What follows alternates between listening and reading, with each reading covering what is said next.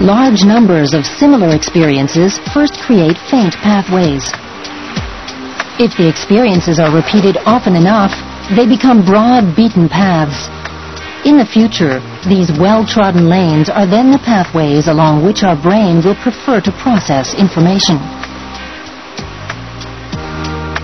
When we're young, our brains are busy wading through the constant influx of information and experience and turning it into new neural pathways. We call this process learning. When we learn something, the brain rewards us by producing the neurotransmitter dopamine, especially when the result is positive, for example, when something suddenly works.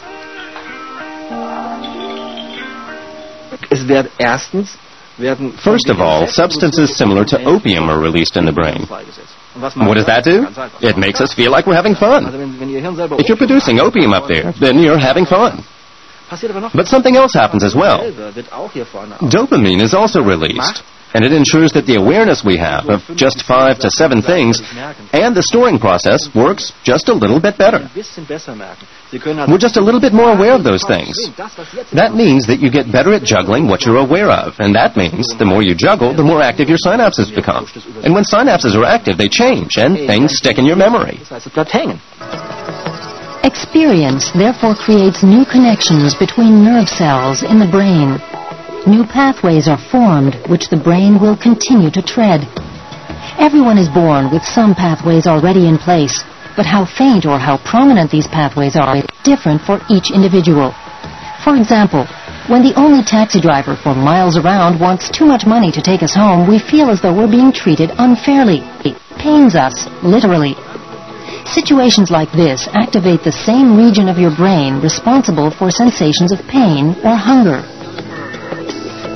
How we choose to react depends on which pathways in our brain have become beaten paths. In other words, how many neurons are devoted to certain experiences.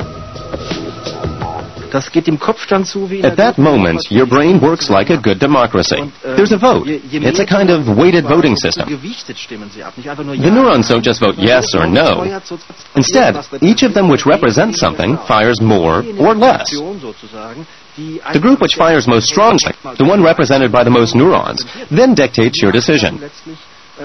If you've always been a fair person and believed strongly in fairness, then the many fair episodes in your life will create a strong neuronal representation of fairness in your brain, because processing the information creates pathways. You have many fairness pathways in your head. Scientific research is slowly starting to unravel a few of the brain's many mysteries. But although we learn more every day about how we think, there is still a lot to discover, and not just for scientists. After all, only when we know why we make the decisions that we make will we have the power to change them.